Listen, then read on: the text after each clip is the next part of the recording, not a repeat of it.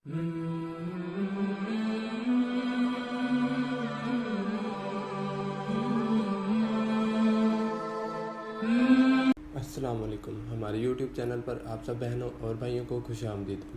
उम्मीद करता हूँ आप सब लोग खैरियत से होंगे। चलिए स्टार्ट करते हैं आज की वीडियो। अब तो हमने एक उसूल बना लिया है, दावतों में खाना खा के जाओ। रफ़ी भाई की अगर दावत थी माशाल्लाह, रफ़ी भाई अगर थोड़े दिन बाद बुला रहे होते हैं, दावत है। अब महल्ले पड़ोस में महल्लेदारी भी रखनी है, जाहिर है। तो हमने क्या किया, पहले खाना खा लिया घर में। दावत में भी शिरकत हो गई, हमने बता दी, तो खा चुके हैं। क्योंकि आपके मशवरे पे अगर हम खाना शुरू कर दें तो भाई खाते खाते एक दिन धमाके के साथ एक दिन आएगा कि इंतकाल हो गया। इंतकाल सबका होना है, लेकिन किसी अच्छी वजह से हो तो ज्यादा अच्छा है ना। खाने की वजह से इंतकाल कोई अच्छा काम नहीं है। अच्छा भाई, तो मुझे कोई दावत में रात के वक्त बुलाएगा ना, तो पहले ज़हन में रखे मैं खाना खा के जाऊंगा। तो इतनी मुरगन ग़िज़ाएं रात को लेट नाइट खा के फिर सोते हैं तो वो हजम नहीं हो रही होती, सीने में जलन। अगला तो खुश हो गया कि मुफ्ती साहब की हमने दावत की, मुफ्ती साहब ने हमें इज्जत दी, मुफ्ती साहब ने आपको इज्जत दे दी, अपना बेड़ा गर्क कर दिया। और जब आप एक दिन बीमार होकर अस्पताल में जाएंगे ना, तो जिन जिन लोगों ने खिलाया है कोई भी पूछने के लिए आपको नहीं आएगा कि तबीयत कैसी है। कुछ लोग तो है मुखलिस पूछ लेते हैं, लेकिन मेजॉरिटी जो खिला रही है वो पूछने भी नहीं आएगी। इसलिए आजकल डॉक्टर लोग एक बड़ी खानदानी बात करते हैं कि अपना खाना टिफिन में अपने साथ रखो, लोगों के मशवरे पे मत खाओ। कभी कभार तो ठीक है, लेकिन जिसका ज्यादा लोगों में उठना बैठना है, लोगों के मशवरे पर नहीं खाए, वो मरेगा, कोई भी नहीं पूछने आएगा। और मैं एक बात आपसे तजर्बे की बता दूं, मैंने खानों का फर्क बहुत देखा है। अब मैं खाने के बारे में जो डॉक्टर लोग कहते हैं ना हाइजेनिक चीजें खाओ, इस पर मुझे बहुत यकीन हो गया, क्योंकि मेरे तजर्बे हो चुके हैं बहुत। मैं आपको आप हैरान होंगे, हम यूरोप जाते हैं ना, यूरोप गए, सऊदी अरब गए, वहां आप जो मर्जी खा लो, बीमार नहीं होता आदमी। इधर होटल में एक दिन खाएगा बीमार हो जाएगा। आप अगर नहीं हो रहे ना बीमार, तो ये कोई अच्छी बात नहीं है। इसका मतलब है आपको माजरत के साथ, ज्यादा मैं डिटेल में नहीं जाऊंगा। देखो, वो मिसाल आपके लिए नहीं है, आपके अलावा के लोगों के लिए एक मिसाल है। एक आदमी, गलत मिसाल हो जाएगी, आप ये ना समझे कि आपके बारे में कह रहा हूं, ठीक है? अब इसके अलावा कोई मिसाल आ नहीं रही ना जहन में, आपको नहीं कह रहा, बिल्कुल एक अलग मिसाल दे रहा हूं। एक बंदा गुजर रहा था इतर की दुकान से। अब मैंने बंदा कर दिया उसको, असल में वो भंगी था, लेकिन मैंने बंदा कर दिया कि एक इंसान गुजर रहा था वो भंगी, लेकिन मैं भंगी की मिसाल नहीं दूंगा। वो एक इंसान गुजर रहा था, नॉर्मल, भंगी भी इंसान ही होता बेचारा। तो इतर की दुकान के करीब से गुजरा, बेहोश हो गया, एकदम क्या हो गया, बेहोश। लोग कह रहे शान है यार, यहाँ तो कौन सी कोई गैस है जो जिसकी वजह से बेहोश हुआ, कोई कह रहा है मिर्गी है, कोई कह रहा है क्या है, बहुत टेंशन। उसके भाई को बुलाया, वो भी भंगी था। उसका भाई जब आया, उसने ना हालात का जायजा लिया ऐसे कि मसला क्या। एकदम जब खुशबू की दुकान नजर आई, उसने कहा वो ये वजह है भाई, ये बेचारा 24 घंटे गंदगी में रहता है, आज खुशबू अफोर्ड नहीं कर सकता। उसने क्या किया, थोड़ा सी गंदगी लाके उसकी नाक के करीब रखी, उसको जैसे ही गंदगी की खुशबू आई थी उसके लिहाज से, एकदम वो भंगी उठ के बैठी। तो अगर आपको गंदगी से तकलीफ नहीं हो रही है, इसका मतलब ये नहीं कि घर में सफाई है, इसका मतलब मैं और आप गंदगी के आदी हो गए। अगर आपको उल्टा सीधा गंद बला खा के मैदा एहतजाज नहीं कर रहा, इसका मतलब मैदा ठीक हो गया है, सही है?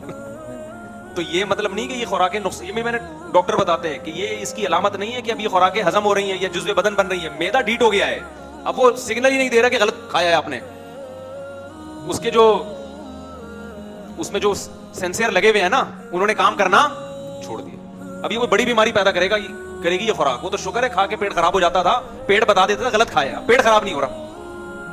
तो पेट खराब ना, जो गंदा पानी पीते हैं सुबह शाम, उनका गंदा पानी पीने से पेट खराब, बोलो ना, नहीं होता। तो क्या मतलब गंदा पानी नुकसान नहीं दे रहा, उनको नुकसान दे रहा है।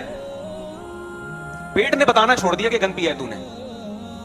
और जो साफ पानी पीते हैं वो जरा सा गंदा पानी पिएंगे, एकदम पेट क्या हो जाएगा, खराब। उनके वो जो सेंसर लगे हुए हैं ना, अल्लाह ने वो सही वो काम कर रहे होते हैं, बता रहे होते हैं। हम जो कराची में जो बीमार नहीं हो रहे, वो बहुत खतरनाक मसला है भाई, उनके साथ बहुत डेंजरस मसला है।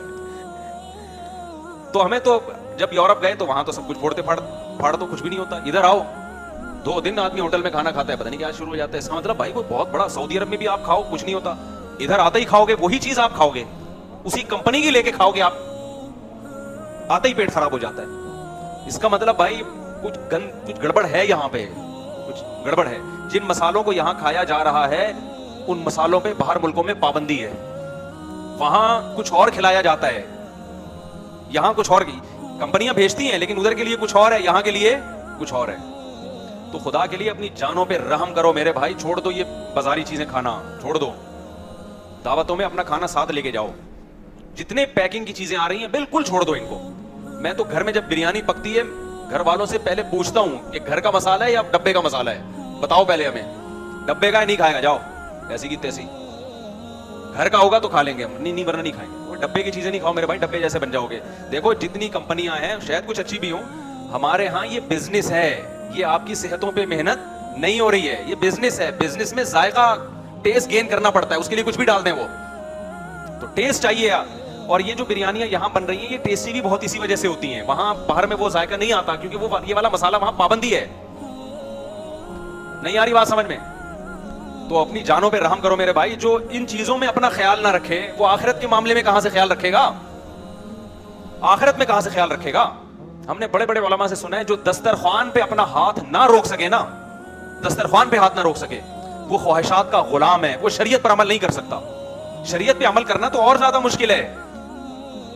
नहीं आई बात समझ में? वो तो और मुश्किल है ना। तभी तो इस्लाम ने रोजे रखवाए हमसे, रोजे। देखो कुरान में ये नहीं है कि ईमान वालों तुम नमाज पढ़ो ताकि तुम्हारे अंदर ख्वाहिशात से बचने का जज्बा पैदा हो जाए। नमाज के बारे में नहीं है, ज़कात के बारे में नहीं है, रोजे के बारे में है। तुम पर रोजे फर्ज किए गए ताकि तत्तकुन तुम्हारे अंदर बचने की सलाहियत पैदा हो जाए।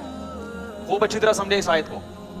अल्लाह खाना पीना छुड़वा के हमसे हमारी ख्वाहिशात पे कंट्रोल करना हमें सिखाते हैं। इससे पता चलता है कि जो आदमी मुंह पे कंट्रोल नहीं रख सकता वो अपनी बाकी किसी ख्वाहिश पे कंट्रोल नहीं रख सकता। तो अल्लाह ने ख्वाहिशात पे कंट्रोल रखवाने के लिए रमजान में हमें मुंह पे कंट्रोल करवा दिया कि खाओ मत, ना पियो ना खाओ।